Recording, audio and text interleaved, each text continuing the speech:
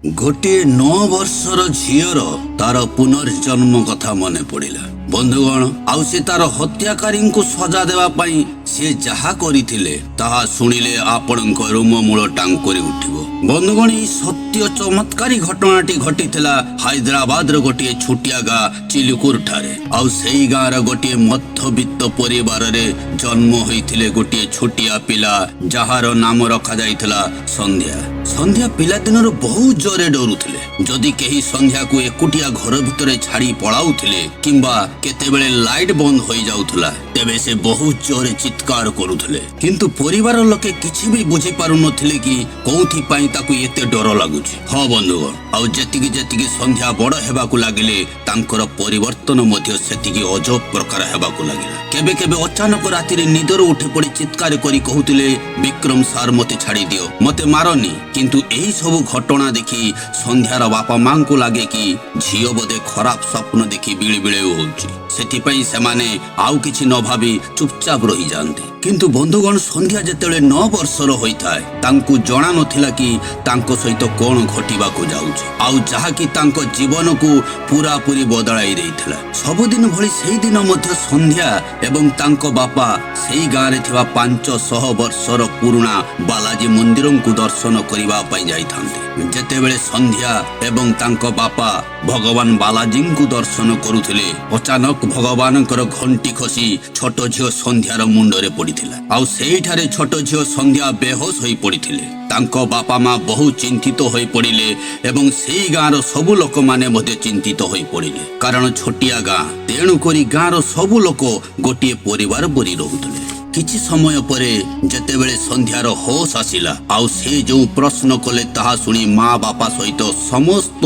गाँर लोक मानकर रोममूल टांकुरी उठिला। हाँ बंधुगण छोट झियो संध्या तांको पिता माता को कहले आपण माने किए आउ मु एठाकू केमिति आसिली। आउ सेही समय रे समस्तन को लागिला कि झियोटीर मुंडरे घंटी माड़ हेबारो तांकर बते स्मरण शक्ति हजि जाइछे। तेणु करी समस्ते झियोटीर स्मरण शक्ति मने पकाया पई चेष्टा करी कहिले कि तुमे संध्या आउ तू आम झियो। किंतु संध्या आश्चर्य होई कहिले आपण माने समस्ते कोन कहउछंती मोर नाम प्रियंका मु हैदराबाद रे रुहे। आउ से समस्तन को पचारले कि विक्रम सर कोउठी से मो सो बहुत खराब काम करिसंती सेथिपाई मु तांको क्षमा करिबि नाही बरं तांको कठोर दंड देबि। एही सब घटना सुनिबा परे गाँर लोक माने किछि बुझी पारु नथिले कि ये झियो कोन एमिति कहूछि। किंतु झियोर बापा मां को मन मध्यरे गोटिए कथा भावना पसी थाए कि विक्रम सर मते मारनी मते छाड़ी दियो। एही कथा झियोटी राति रे निदरे कहि चित्कार करुथबा घटना बापा मां सुनिथिले। आउ सेही कथा झियो आज भी कहूछि। तेणु करी बापा मां संध्या को पचारिले झियो प्रकृति रे घटना कोन। आउ सेही 9 वर्षर झियो जहार पुनर्जन्म होइथिला से पूर्व जन्म रे प्रियंका थिला से हैदराबाद रे रहुतला। आउ सेही 9 वर्षर झियोटी कहिला कि मोर बयस 24 वर्ष थिला मु देखिबा को सुंदर थिली आउ मु गोटे मल्टीनेशनल कंपनी रे चाकरी करूथली। मु सेही कंपनी रे 2-3 मास चाकरी करिया भितरे मु अनुभव करिथिली कि सेही कंपनी रे जिए सीईओ थिले तांकर नाम थिला विक्रम चंद्रा। आउ से सब बेले मो ऊपर खराब नजर रखुथिले। जेतेबेले तांको सुजोग मिलुथला से मते हाथ लगाइबा किंबा मते छुईबार बहाना खोजुथले। मु तांकर एही भली व्यवहार रे पूरा पूरी विरक्त होई जाइथिले। किंतु मोर चाकरी पाई मु किछि कहि पारु नथिली कारण एही चाकरी मो पाई बहुत मूल्यवान थिला। तेणु करी मु सब सही जाउथली। दिनकर घटना विक्रम सर मते ऑफिस को डाकी गोटिए फाइल देई कहिले एई जरूरी फाइल नै आज राति रे तमे आम घर को आसीबो। मु तमरो प्रमोशन विषय रे कथा हेबी काहेकि ना से मोर बॉस थिले। तेणु करी तांकर कथा तो मानिबा को पड़िबो। सेथिपाई मु राति रे 3 किलोमीटर दूर तांको घर को रिक्शा रे गली। आउ जेतेबेले तांको घर को जाई देखे कि विक्रम सर बसी मद पिउछंती। आउ सेही समय रे तांको घर भितरे केही भी नथिले। मु सारं को कहिली सार आपण इम्पोर्टेंट फाइल मागिथिले। आउ से मो ठारो फाइल नै दूर को फिंगी देई कहिले कि फाइल तो गोटे बहाना थिला मते तो केवल तुमको दरकार थिला ଏହାପରେ ସେ ମଦ ନିଶାରେ ମୋ ସହ ଜବରଦସ୍ତି କରିବାକୁ ଚେଷ୍ଟା କଲେ। ମୁଁ ସେତେବେଳେ ଜୋର ଜୋରରେ ଚିତ୍କାର କରିବାକୁ ଲାଗିଲି, ଯାହା ଫଳରେ ସେ ବିଫଳ ହୋଇ ମୋର ପାଟି ବନ୍ଦ କରିବା ପାଇଁ ପାଖରେ ଥିବା ତକିଆକୁ ଆଣି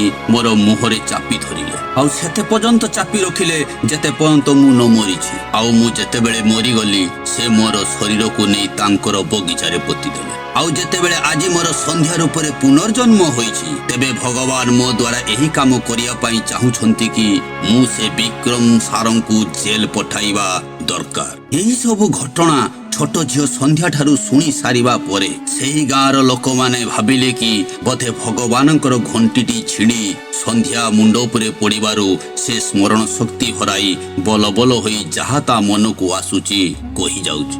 କିନ୍ତୁ ତାଙ୍କର ବାପା ମା ତାଙ୍କୁ ପିଲାବେଳରୁ ଦେଖିଛନ୍ତି ତାର ଅଜବ ପ୍ରକାର ବ୍ୟବହାର। ତେଣୁ କରି ସେମାନେ ଭାବିଲେ କି ଝିଅ ସନ୍ଧ୍ୟା ଯାହା କହୁଛି କାଳେ ସତ ହୋଇପାରେ। ତାଙ୍କ ବାପା ମା ସେଥିପାଇଁ ତୁରନ୍ତ ସନ୍ଧ୍ୟାକୁ ନେଇ ହାଇଦ୍ରାବାଦ ଚାଲିଲେ। ଆଉ ସେଠାରେ ପୋଲିସ ଷ୍ଟେସନକୁ ଯାଇ ସବୁ ଘଟଣା ପୋଲିସଙ୍କୁ କହିଲେ। ପୋଲିସ ସନ୍ଧ୍ୟା ଏବଂ ତାଙ୍କର ପିତା ମାତାଙ୍କ ଠାରୁ ସମସ୍ତ କଥା ଶୁଣି ସାରିବା ପରେ କହିଲେ, କୋର୍ଟ ପୁନର୍ଜନ୍ମ କଥାକୁ ବିଶ୍ୱାସ କରେ ନାହିଁ, ଆମର ପ୍ରମାଣ ଦରକାର। ଯଦି ପ୍ରମାଣ ଆପଣଙ୍କ ପାଖରେ ଥିବ ତେବେ ଆମେ କିଛି ବି କରିପାରିବା। କିନ୍ତୁ ବନ୍ଧୁଗଣ, ସନ୍ଧ୍ୟାକୁ ଜଣାଥିଲା କି ବିକ୍ରମ ପ୍ରିୟାଙ୍କୁ କେଉଁଠାରେ ପୋତିଥିଲେ।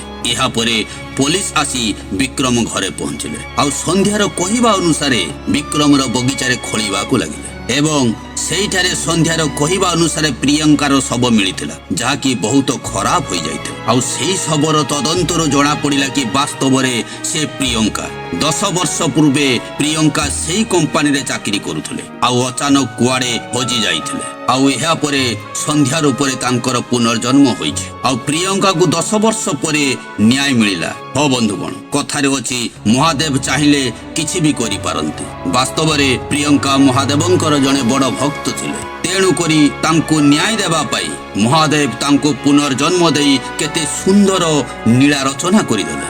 ଆଜି ବିକ୍ରମ ଚନ୍ଦ୍ରା ଜେଲରେ ଆଉ ସନ୍ଧ୍ୟା ତାଙ୍କ ପିତା ମାତାଙ୍କ ସହ ବହୁତ ଖୁସିରେ ଅଛନ୍ତି। ବନ୍ଧୁଗଣ, ଆପଣମାନଙ୍କୁ ଏହି ଚମତ୍କାରୀ ଘଟଣାଟି କେମିତି ଲାଗିଲା କମେଣ୍ଟ ବକ୍ସରେ ନିଶ୍ଚିତ ଜଣାଇବେ। ଜୟ ଜଗନ୍ନାଥ।